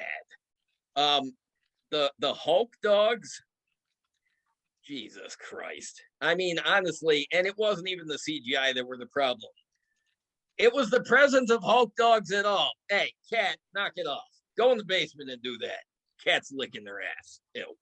I know it's a thing cats do, and they have to for their own cleanliness, but not when I'm looking at you. Go away. Yeah, no, the dogs do that too, and it's like we had a dog that she had a butt licking rug in the back office. She would go sit on the butt licking rug. And, none of the other dogs are that polite, so they'll just drop it. Like, yep, I look over, cat's leg is in the air. I'm like, God damn it! At least turn that way, towards the wall. Anyways, so. Yeah, so the Incredible Hulk, not on Disney, but you're right. Ed Norton probably wants money for it. But I'll say this: if as a joke, somebody could do that deep fake thing and put Mark Ruffalo in the Incredible Hulk to replace Ed Norton, hasn't. I'd be surprised if there's not something out there somewhere and just hasn't. Well, if there isn't, I wish somebody would, because I'd like to see it. Because not only is as I understand it, Ed Norton is one of those difficult actors to work with anyways. But as I understand it, everybody working on that movie with him pretty much hated their life while they were making it, because he kept trying to take over. Like, he tried to take over the movie from the director. So, geez, I wonder why he wasn't asked back and got replaced by Mark Ruffalo. But it's fine, because Mark Ruffalo is infinitely better in that part. I really wish somebody would deep fake him into that movie. It would probably make it more watchable. So like Ed Norton, I've seen him in a bunch of stuff, and he's good. Yeah, but I don't think he was good in that role. I don't think Ruffalo can play that nerdy character like you had with Bill Bixby back in the TV series. So he looks the part of the scientist. Yeah, Norton just looked like a turd. It was Fight Club all over again. Yeah, I'll give that. He's a dick. Sorry, but yes. No, he is. I won't. I can't argue that. He is, as as I understand it, he's one of those actors that people really like the work he does, but I guess they don't really like working with him. Right. And now, so we watched these highlight reels and whatever, and the kid got the essence of who Blonsky was, and I'm like, thank God, because honestly, I don't think I wanted to sit through that movie again. Because I sat through it a couple years ago in the ramp up to Endgame, and I'm like, oh my God, this movie always 14 hours long, or does it just feel like it? Turns out, I think it was always 14 hours long. You could watch Iron Man and Iron Man 2 back to back, and the time would pass faster than it would watching the Incredible Hulk. But I don't. If I had kids and needed to punish them, I'd make them watch the Incredible Hulk and Iron Man 3 back to back. And then throw in Snake Eyes the movie. I still haven't seen that, so I have not. I cannot comment on that. But don't waste your time. I've seen it, and last year after I went to go see it, Ryan Costello and I did a special edition General Geekery where we discussed the movie, and I was as positive as I could be with it, and there were things about it to like. Don't get me wrong. But when they put it on Amazon Prime, I started watching it and I'm just like, no, I don't think I can. So I stopped. I'm like, I don't think I can sit through it again. We've had 3 live G.I. Joe action films, and all 3 of them were scripts that were written for different movies, but they just threw G.I. Joe on them and tried to shoehorn in as much G.I. Joe shit they could. Snake Eyes as just a martial arts film, really cool. Makes sense as a martial arts film. Storm Shadow in that movie, the actor that they got to play Storm Shadow in that movie killed it. He was dynamite in that part. Unfortunately, Snake Eyes in that movie, now, and it wasn't the actor's fault. Henry Golding did a good job with the script he was given. Unfortunately, the script he was given was dog shit. Yeah, he was definitely playing a character. I agree with Ryan. It's very much a movie that feels like they took a script from something else and they fudged a few details and they turned it into a G.I. Joe movie. Because the Snake Eyes he was portraying not only wasn't Snake Eyes, but I can't even figure out which G.I. Joe character it should have been instead. One of the lone highlights of that movie was Ursula Cabrera as the Baroness. She was great. She's hot. And she really pulled the part off in a way better job than what's her name did in Rise of Cobra. The gal that played it in Rise of Cobra, she fucking hated that. Well, she was what everything I've seen her like interviewed in, she just she hated it. And I understand why. And it showed. But to be fair, she wasn't any good in the part. So her unhappiness with the project comes through loud and clear. She did a shit job in that movie. I remember seeing an interview with her, and she had a this bet going with the gal that was playing Scarlet on who would have the ugliest action figure made of them. Unfortunately, hated the figure. Scarlet won. Yeah, unfortunately, Scarlet won that because it, as bad as the Baroness figures from that movie were, man, they were flat out fashionista compared to that Scarlet figure. Wolf. Come on, Snake Eyes had lips. I mean, how? Snake Eyes had lips on the 1985 version 2. That 1985 version 2 figure had a mouth that was visible through the mask with lips and everything. Don't give me that. That was shit. A toy, though. That was a toy. Don't give me that shit. Everybody loves that figure, and it had a mouth on the mask. On the other hand, that figure is still a classic, and that movie, even if the mask had not had lips, you can't armor Snake Eyes up to the point where he looks fat. And that's exactly what they did, because the fact is Ray Park played, and he's always been a lithe, in shape martial artist. And they bulked up Snake Eyes so much with body armor and gear over it that I'm just like, I don't know how Ray Park is even able to move in all of that. And he's one of the most flexible actors in the world, I think. And it didn't even look like he could move his arms because of that rubber suit. And of the two, between Rise of Cobra and Retaliation, I can't stand either of them. They're both fairly terrible. But as much as I love The Rock, he was the saving grace for that second movie. Yeah, he's the actor you put in when your franchise is failing, apparently. Yes, and it works every time. Yeah. But here's the thing. Rise of Cobra, for me, it's not a good movie, but it was a dumb movie that knew it was a dumb movie and had no problem playing itself as a dumb movie. Retaliation really came off as they were trying to make a seriously great action movie that took itself very seriously. Yeah. And it was unable to, the entire movie was unable to grasp that it was a dumb movie that should have been played as dumb as Rise of Cobra. But it wasn't. So, as a fan of Stephen Sommers movies, because they're always ridiculous, but they're fun, I gotta say Rise of Cobra wins out. But that doesn't mean it was good. No, doesn't mean it was good. No. I think it goes back to casting. So Robert Downey Jr.'s Iron Man makes sense. Yes, 100%. Chris Pratt as Star-Lord makes sense. Chris Evans as Captain America makes sense. Channing he embodied Captain America.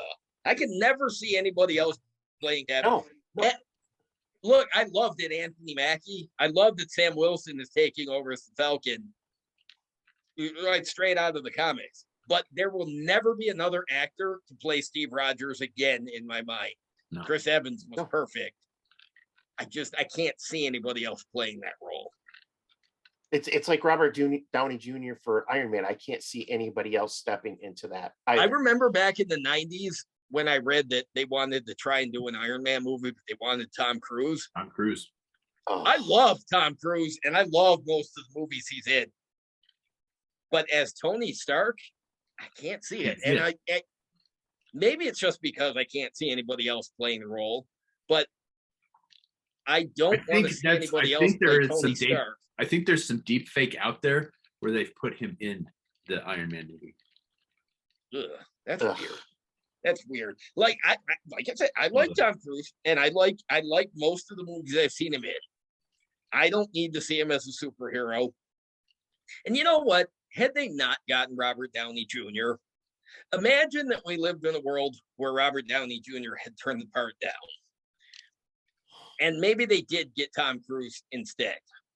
I don't think it would have had the success, and it certainly would not have sparked the MCU the way that. Oh, yeah. It would not have kicked off the MCU. It would not have made as much money. And I don't think he might have come back for Iron Man 2, but we wouldn't have kept seeing Tony Stark in movie after movie after movie, because outside of the Iron Man movies and outside of the Avengers movies, we still saw Tony Stark in a bunch of movies. Yeah. He was in the first Spider-Man. He was in Civil War, Captain America Civil War. He showed up over and over and over because that's what the Avengers started doing. They just started showing up in each other's movies, and I love that. And they would not have gotten Tom Cruise to keep coming back over and over unless he was kind of running the show like he does with Mission Impossible. They could have. I mean, he's gonna seventh Mission Impossible is coming out. Yeah, but that's very much a Tom Cruise vehicle. Yes. They're the Mission Impossible movies starring Tom Cruise. In the third or fourth movie, when they got Jeremy Renner in there, they did that to set up a spinoff in case they couldn't keep getting Tom Cruise to come back. But Tom Cruise did keep coming back, but they weren't sure that he was going to, so they wanted somebody to hand the baton off to just in case. But yeah, I don't think, but I think they make those movies because Tom Cruise wants to do them. If he didn't want to, I love those. I love the mission. Oh yeah, me too. But they only make those every 4 or 5 years. Yeah. I mean, the first one came out in 1996. Yeah. Then the second one came out in what, 1998, 1999? I don't remember. And they're still making them. But it's not like Fast and Furious where they put one out every couple months. Right. And it's not like the Marvel movies where they put out 2 and 3 of them in a year, and Tony Stark was in half of those. And I can't imagine anybody but Robert Downey Jr. playing Tony Stark ever. Yeah. And if they ever decide to recast the role, like have Tony Stark come back like way in the future and have him like do like fill-in roles or whatever, like flashbacks, like they did with Howard Stark in that movie where he does like the flashback reel. If they put somebody besides him in, it's not going to work. I don't. Just like if they have anybody else play Steve Rogers, it's not going to work. I don't think they will. I don't think they will either. But I think Marvel's smart enough to know, because of all of the history they have, they can change up those characters. Because you'll have Sam Wilson now as Captain America. You got Riri Williams, who can fill in for the Iron Man. Yeah. They'll just start moving those out because you still always have those original set of Avenger movies. Right. You can always go back. And we got Yelena Belova as the new Black Widow, and holy shit, do I love that character. Yeah. The kid and I watched Hawkeye the other day. We watched in 2 days. We watched all 6 episodes because the kid hadn't seen them. So, but I knew to be a fan of Yelena, and so we watched them, and I was reminded once again of all the new characters that have debuted since Phase 4 started. She's definitely my favorite.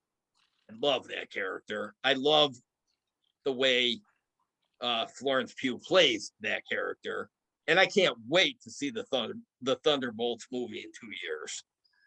I'm kind of disappointed that they didn't put Punisher in that, but it is what it is.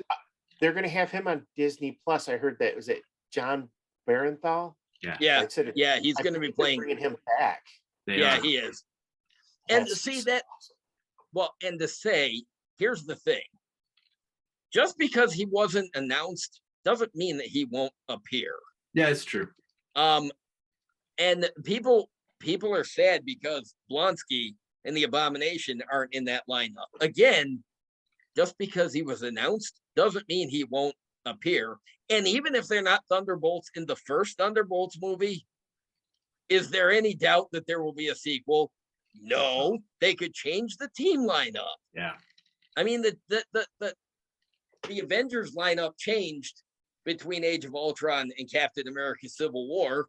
So the Thunderbolts lineup could change, and they're setting this stuff up. Marvel always plays the long game.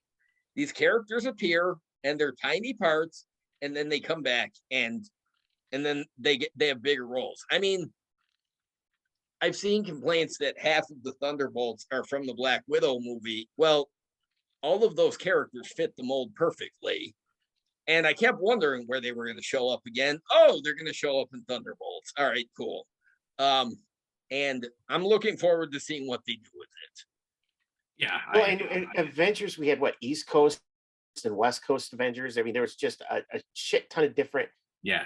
Even in the Infinity War, that didn't stay true to the comic book. So, it's entertainment. You get great actors with great stories and great scripts. Let's watch it. I mean, Rise of Cobra, we had Channing Tatum and Joseph Gordon-Levitt, who magically becomes Cobra Commander.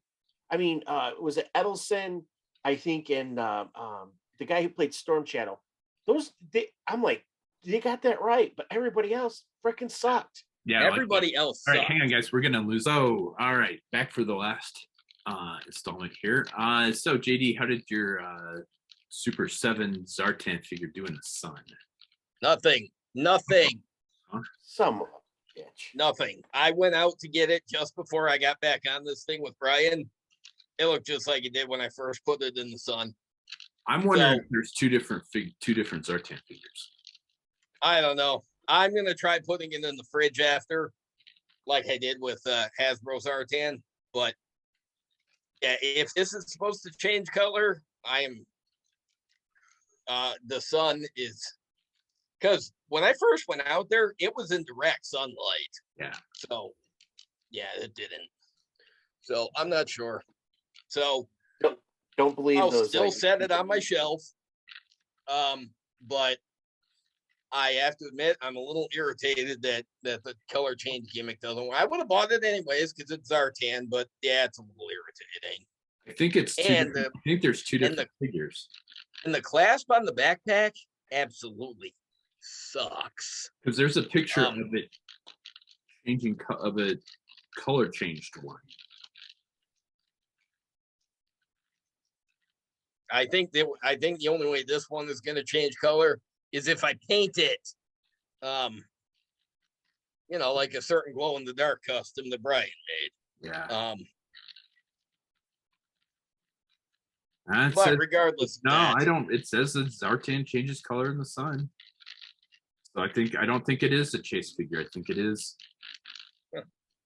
All right. I guess the sun here just doesn't work. Yeah, so. you get a bad sun, man.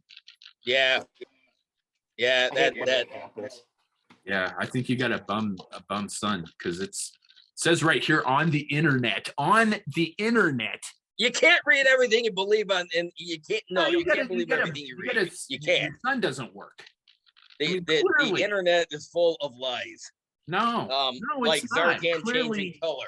No, you've got a sun that doesn't work. Take it back. I mean, I bet if you brought it here, it would change color because I have a good sun. Yeah, well, yeah, because I've been there and it probably is better. No, wait, maybe mine changes color in the moonlight. I'll have to try that tonight, and it will because it'll be dark and I won't be able to see it. So, if the gimmick works, then I won't know anyways. So, but it doesn't say. Then I'm sure it's the only thing it's going to do if you put it in the fridge is it's going to get cold. Probably. I mean, the Hasbro figure that might fix your clasp problem on the backpack, though. It might, yeah, because it's for a short time. Yeah, it sucks. So again, I'm glad I bought it because it's Zartan, but I'm gonna get another one and leave it on the card just because the art's nice. But did you, just out of curiosity, did you find it in the store? Or did you buy it off the internet? Oh, I bought it off the Super 7 website. Okay, I'm just curious. Yeah, stuff in the store. The stores here, the Target nearest me, the only figures I ever really saw there, I saw Major Bloods one time and I bought it. I saw Lady J. I saw a Lady J at the other Target, not the one closest to me, because the one closest to me where I found that the first Super 7 Major Blood, and the only time I ever saw it was at the one close to me. Otherwise, all they ever had was the light blue Fun School Snake Eyes and the white Storm Shadow. I never even saw like Duke at the nearest Target. I had to go to one out of the town to see Duke and Cobra Commander and Scarlet. And the Baroness, I had to Target close to me. They're remodeling it. I refuse to go to it because it's a fucking disaster area. Yeah, even the two stores, even the one close to me and the one that the alternate Target, I never saw Destro, never saw the Baroness. I had both of them because I ordered them. And the newer stuff, like the Red Ninja and stuff, I'm never gonna see that. It's not. The Target closest to me, I think they've developed a policy of not stocking the shelves because it looks like remember when the pandemic first started and you'd go to buy toilet paper? You remember what the stores looked like? That's what the toy department looks like here. They don't have shit for wrestling figures. They don't have shit for Star Wars. They barely have anything for Jurassic World. It's basically a few dinosaurs and not much else. Well, have you seen that new Legacy dinosaur? It's like 5 feet long. Yeah. it's the Dreadnoughtus, which was, if I'm not mistaken, I think it was the biggest sauropod dinosaur ever, and which is saying something because there were some pretty big sauropods at one time. Well, if I see that in the store, that's going to be a hard one to pass up because I've got the Brontosaurus. That thing's huge. Yeah. Didn't Blake have that one too? Yeah, he had. Yeah, he's got the Apatosaurus. He's got the Brachiosaurus. And he's got the Indominus Rex. Mm-hmm. He wants Dreadnoughtus. He already said that he wants it. I'm like, oh boy. Some of it, a lot of his dinosaurs are here at my house. Some of his dinosaurs are at his mother's house. Like the really big ones he's got at his mother's house. But last week I had to drive him back because he wanted to bring some of the dinosaurs over here, and we forgot him. So I had to drive him back because he wouldn't tell me exactly which ones he wanted. So so they could get him ready and we could just go pick him up. No, he had to go find him himself. So those three came over. I have a feeling some of the other dinosaurs will start migrating here because that's kind of where we'll set up a park and whatever. So, but yeah, he already mentioned Dreadnoughtus and the Giganotosaurus. So I'm like, I've seen the pictures for that one. Yeah, it was the bad guy dinosaur for Jurassic World Dominion.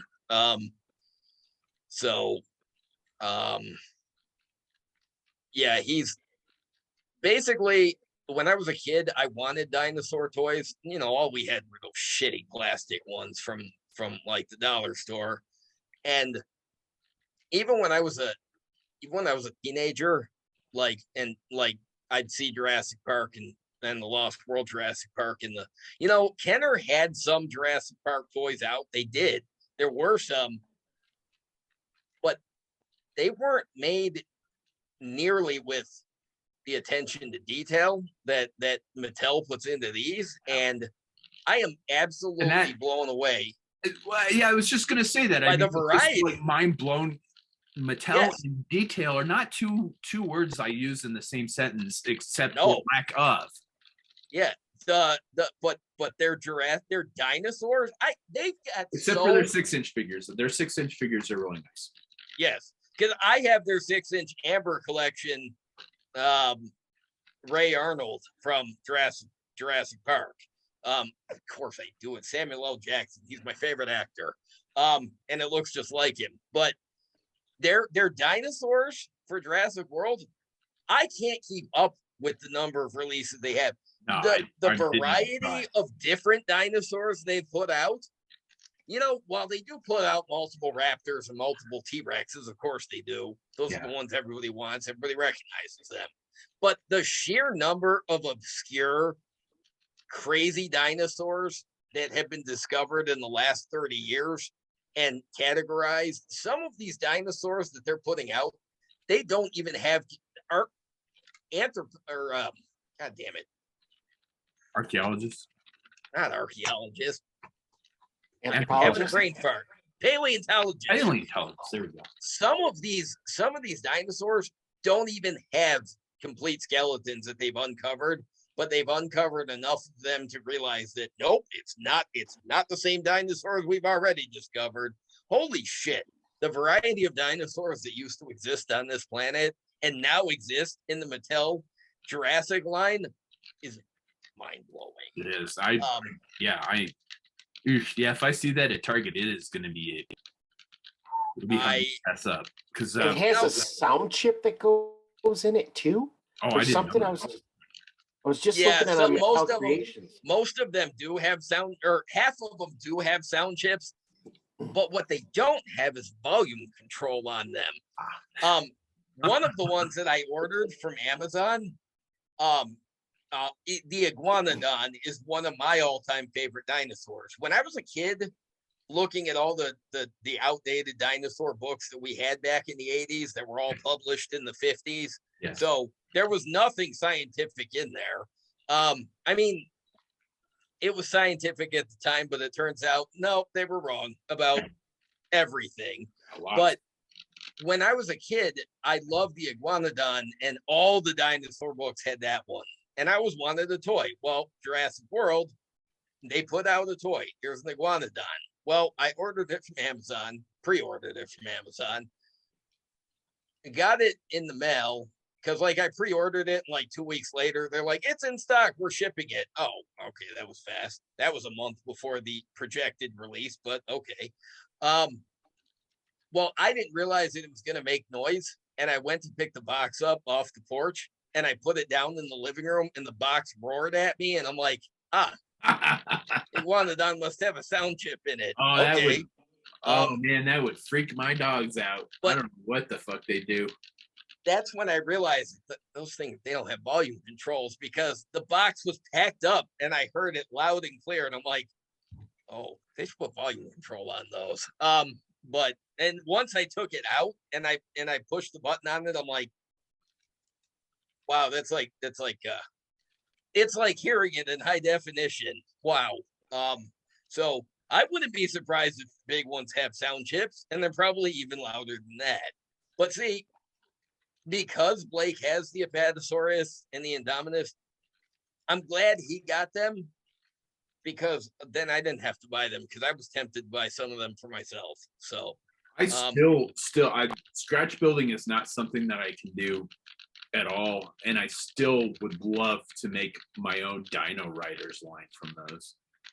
The closest I got was I wanted to do something like that, and a couple years ago for the custom challenge, when I gave you that range viper that could ride on the dinosaur with the saddle. Yeah, that was my excuse to make a Dino Rider. That was the closest I'll ever get. No, I want to take like the big fucking one. Well, yeah, you're ambitious. Even if I could start it, I'd never finish it, so I wouldn't start it. But those Jurassic World dinosaurs, man, there are ones that I haven't bought that I'm tempted by, but I'm waiting for him to ask. Like I said, he's already asked for Giganotosaurus. I'm like, put that on your Christmas list. I want one too. So, that's total. I'm totally gonna get it for him, so it's here. So in case all of his dinosaurs don't migrate over here, that one will be here. So, I'm tempted. Those huge dinosaurs are a hard thing to pass up. Ryan, your kid he's a teenager, right? Yeah, he's going to turn 16 here next week. But his thing is wrestlers. So that's my other thing that I love, but I can buy him wrestlers. And he keeps them in his room, but I still have them. So I'm all good on that. Yeah, it's like the dinosaurs. Yeah, they're Blake's dinosaurs, but I have access to them whenever I want them. Right. Does he buy? Is he into the elite line, or does he just want all the wrestlers? So it's elite and ultimates, and then some of the AEW stuff. But lately, it's been the ultimates. He's really liking those. So we just got Roman Reigns ultimate, the CM Punk from Jazzwares, Shawn Michaels from the 90s, and then the first run of Drew McIntyre with the cloth goods coat. So we picked those up. You know what? Shawn Michaels is a tool. I'm just gonna say that, guys. Oh yeah, he is. Jazzwares is putting some nice figures out. I really like the 4-inch Halo stuff. Who's doing the UFC figures? Is that Jazzwares, or is that? No, I think either Jazzwares just lost that, or they just picked it up. It might be they just picked that up.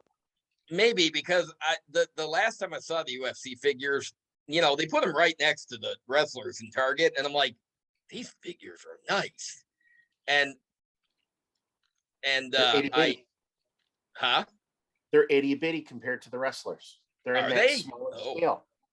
That sucks. Well, I'm glad I didn't buy them then. Fine. Well, that's probably good. They're saving me money. But the all right, so he buys, so he is active, because when I was a teenager, I was still buying toys. Most teenage boys don't buy. I didn't care.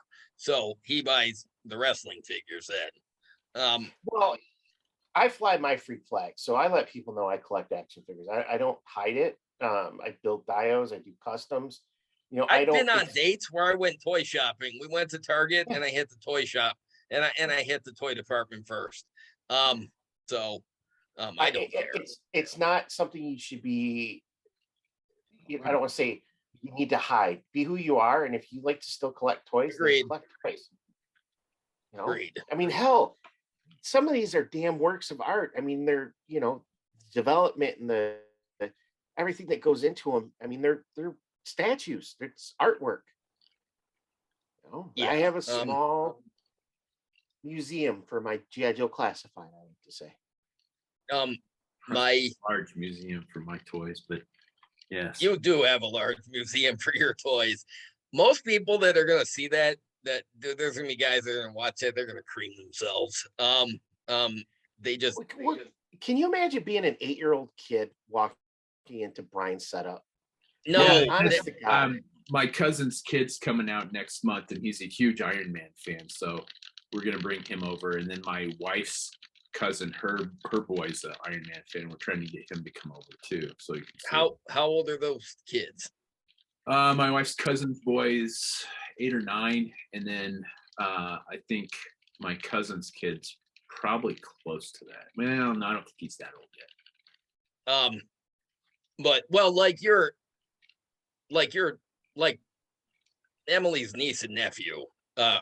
Yeah, you wouldn't let that kid near your stuff. No, my nephew is a unholy terror, unfortunately. Specifically likes to break things, so he is not allowed downstairs when they visit. We tell them there's dead bodies down there, so they will stay away.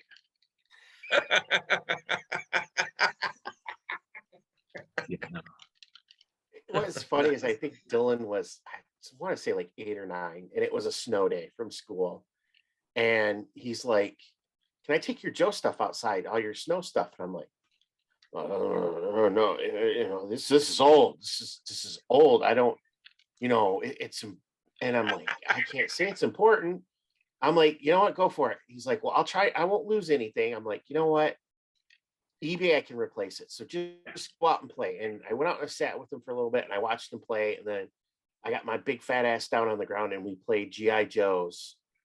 And it was like amazing to watch his mind work and create the story play that he wanted, how all the figures interacted, the vehicles. And, you know, we played probably for like an hour and a half. And I'm finally like, dude, you need to go in and warm up. But he's like, that was the funnest I've ever had outside. And I'm like, yeah, that's what it's all about. What do you have out there? Like the Snowcat and Ice Wolf, Snow Wolf, the blue, the modern from the 50th. It was the Snowcat, but it was the Cobra something. And God. Yeah, I can't remember either. Yeah, no, I can't remember what. Oh, the Chimera. No, that was one of the Sky Strikers. No, yeah. And I had a Tomahawk and a Vamp and an Ostriker that he took out too. So he took out like 8 or 9 vehicles, but I mean, he just had an absolute blast playing in the snow. And I'm like, nice. Yeah, I get it now. That's what it's really all about. Yeah, absolutely. It is. Well, I'll tell you this. My son, he's got a couple of Joes. Like he's got a Shipwreck figure that I've told him its name is Shipwreck. He doesn't care. He just calls it Sailor. He's like, that's stupid. I'm just going to call it Sailor. All right. I can't argue with that. Like, when I was a kid, I wanted to know all the names. He doesn't care because he doesn't like G.I. Joe as a property. He doesn't do anything for him. All right. But he likes some of the figures. But that Shipwreck, he picked it up the other day and it was only the top half of Shipwreck. I had to replace the O-ring, but that's actually the second Shipwreck he's had because couple of years ago, he colored on the first shipwreck he had, which was fine. You know what? When he was real little, when he was about 3, I used to get annoyed because he'd pick up crayons, he'd color on all of his stuff. Well, I stopped getting annoyed at him one day when I realized, oh, I know what he's doing. It's customized. He's doing what DD does. He takes his toys apart and I'm like, oh, yeah, all right. I can't argue with that. Leading by example, apparently. But that was the second shipwreck he's had, because he also got into sandpaper one day and he wanted to take the beard off. You know, shipwreck didn't need that nose anyways. Yeah, he didn't need that nose anyways, frankly. So I bought a couple of O-ring figures off somebody on Facebook, and there was a shipwreck included that was in better shape. So he got a replacement shipwreck. He's got a couple of the other figures too, but my son is one where he's not concerned with the articulation. He's got some of the Leonard, like the aliens figures. Oh, yeah. He doesn't care if they're articulated. He just wants to use them. And didn't he break one and you put magnets in it? Yeah, one of the xenomorphs, the leg came off of it. So I used the rare earth magnets and I replaced it. So that the leg could come on and off. And then one day he asked me if I could put an arm or in the magnet where the arm was too. And I'm like, did you break it? He's like, no, I just want a magnet on it. I'm like, I am not replacing the arm with a magnet just because you want to be able to take all the limbs off. Stop it. I think that's awesome. But one of the discoveries that he made recently is that Leonard has the 4-inch scale xenomorphs, but they also have the 6-inch scale ones. So he got one of the blue xenomorphs, the 6-inch scale ones. He's like, I like this better. The detail's better, and it doesn't feel as crappy. And I'm like, what do you mean? Oh, it doesn't feel as flimsy. It feels like it's a more stout figure. And like the Star Wars has never really done much of anything for him, but he likes C-3PO and R2-D2. So what he's got is those 12-inch versions that they don't move, they barely articulate, but he loves those. Like, because when I was little, he got some of the little ones. He didn't care, but he loved the bigger ones. But yeah, now that he's gotten the 6-inch xenomorphs, and I'm like, uh-oh.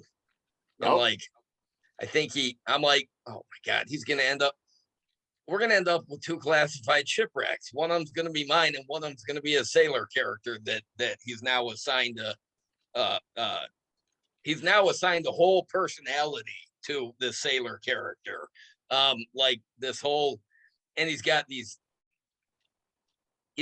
jobs that he's added that have nothing to do with being a sailor. It's just his outfit, I guess.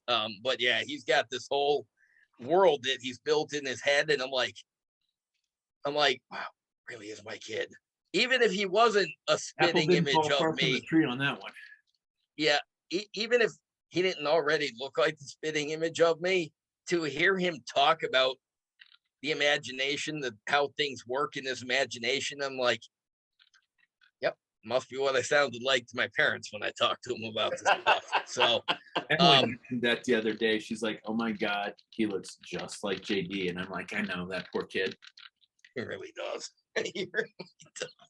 He's like, there's no question on who that kid's dad is. Yeah, my sister last year for Thanksgiving, me and my firstborn and my mother all went over to my sister's house for Thanksgiving. And after Thanksgiving, we were all sitting on the couch, and I had my phone out and the kid had their phone out. And my sister took a picture of the 2 of us sitting there in the same pose, looking at the phone. And I'm like, And then there was a second picture where we had put the phones down to watch whatever was on the TV, and we were both sitting there in the same pose. And so my sister texted me these two pictures, and she said, even if the kids didn't have your personality, your mannerisms, it's a little scary how much like you they are. And I'm like, yeah, I very rarely get mad at the kids because I can't, because they're such little versions of me. And I'm like, drives me crazy. My God. They're very different from each other, but they both have their own unique collection of all of my most irritating qualities. So I can't get mad at them. I'm like, God, they're just little versions of me. I must have driven my parents absolutely crazy when I was a kid, because I'm like, all of my most irritating qualities they got. I mean, yeah, they got some of my positive qualities too, I guess. But I'm just like, man, my kids, they really. Ryan, is your kid like that? Does he take after you? Okay. Yeah. He's a beautiful mix of both my wife and myself. I am can be difficult. I'm antisocial to a point. I don't like big crowds. I'm real particular about certain things. Yes. And my wife is just this big-hearted soul person who just, he has that mix, but there's days like he'll make a real smart ass comment and I'm like, I can't say nothing because that's exactly what I would have said. And my wife looks at me, it's like I'm living with two of you. And I'm like, yeah, I know. Just deal with it. My firstborn, sometimes they'll say something with the snark, and I'm just like, and I just laugh, because even if it wasn't something I would say, it's something that it would be something that I wouldn't say out loud, but it would be something that will have already run through my mind, and they gave a voice to it. And then the other day, somebody, Blake told me that somebody snarted in his class, and I'm like, what? He sneeze farted, he snarted, and I just laughed out loud. I'm like, I've never heard that term, and I'm never going to be able to unhear that term now. He sneeze farted. I'm like, I mean, you hear shart, but I'd never heard snart before. So, that was good. I was trimming off some extra pieces for a figure, and I always tell him, like, you use these razor blades, you cut away from yourself, and you don't cut in because you'll cut yourself. And I wasn't doing what I was supposed to, and I cut my thumb, and I'm like, God damn it, cut my thumb. And he's like, were you cutting away from yourself or towards yourself? And I'm like, shut up right now. I'm gonna knock the hell. And he's like, what? That's what you always told me, so I got to tell you. I'm like, get out of my room. Just leave. Go away. So many times when this is why I tell the kids, like, I'll do something really like careless, I'll spill something or whatever. I'm like, this is why I tell you kids to pay attention to what you're doing, because if you don't, you do something stupid like I just did. And I'm like, and now I've got a mess to clean up, and then it's just funny. The lessons you don't realize you're teaching the kids, and then they'll turn it on you, and it's like, yep, called me on my bullshit there. He's learning to drive, so he's and he'll be like, what the hell is this person even thinking? And I'm like, oh God, he sounds just like me in the car too. There's so many times my son will be complaining about, or he'll rant about something, and I'm like, yep, just like Dad. Mm-hmm, yep, mm-hmm. And I'm just like, yeah, that's a little. He'll bitch about something that's on the radio and say he'll just go off in this little tiny rant, and I'm like, yep, he's saying it, I'm hearing it in his voice, but in my head I'm hearing myself as a kid say it. Jesus. We can't, like, watching wrestling, sometimes we get frustrated because I'm an old school wrestling fan. I like the old school stuff, not this new flippity floppity shit. And we'll both be like, he's not even selling it. This guy's just and it's like I'm like, oh, and like just like you, I'm like, he's reading my mind. And then he'll just be like, screw this shit, and then turn off the TV like, I can't watch this anymore. Gets up and goes in the other room, and I'm like, oh, they do learn from watching you. It's so they bad. Really do. We lead by example, even if we're not trying to. Can't watch football anymore because I live in Michigan, so it's Michigan football or Detroit Lions football, and no, just turn it off for my sanity. Can't watch it. So, a Road Pig is from a fictional city called Go Blue, Michigan. So, but the that off the top of his head. But then I go and I watch Brian put out those magical cards that he has on his back wall there, and I go, see, this is my happy place when I'm playing with my toys and I'm customizing stuff and I'm not stressing out of stuff. This is the best place to be. Exactly. Well, we've been going on for a while. Ryan, thank you for joining us on this show. I'm so glad to finally have you on the show. I mean, you've been a supporter for forever, and I'm like, it's time that you were on the show. And I know when I first asked, I'm like, yeah, probably next month sometime. And then I'm like, no, let's just talk about it now. And Ryan, JD said that you wanted a Go Figure sticker. Yes. So, okay. Oh, yeah. Show me your sticker collection real quick. Yeah, look at that. I have my wall of fame. Nice. So all my favorite YouTube channels and different stuff, I get stickers from. So I need one from you. My Hulk's buried back there. Yeah, PM me your address and I'll send you. Awesome. I will do that. Yeah, because my laptop on the outside of it, I've got a Go Figure Customs sticker. I've got a Quick Kick Fudgy bar that I got from Codename Iowa, a sticker. And then I've got the dude from the Big Lebowski that I got from something that I ordered off Amazon. There was a bookmark. Oh, I thought it was a sticker of the dude, and I'm like, all right, cool. And then I've got like a mummy that I got with my Super 7 order the other day. So yeah, those are all on the outside of my laptop. But I like the wall because you were on G.I. Joeberg and I saw that. I'm like, oh, that's cool. I'm like, you need a Go Figure sticker. Well, and it's started out stupid. Like I got the decals for the Avengers. So I put them up, and then I found the G.I. Joe ones. And then from that point on, it's just like anytime I find a new channel I like and they have merch, I'll go and buy the stickers, or people will send me stuff. And it's like, now my wall's filling up. My wife's looking at me. She's like, how old are you? I'm like, I'm 9. Just let me have my wall. Yeah, that's what my wife says. She's like, we didn't need children. I've got you. Yep. I've got a better collection because I've got a bigger allowance, so I can get the shit that I really want. Yeah. I know I just ordered the jump pack from Gridiron, so I'm waiting for that. I was talking to JD about that the other day. I'm like, did you see that Gridiron's making a 1/12 scale jump for your Stalker thing?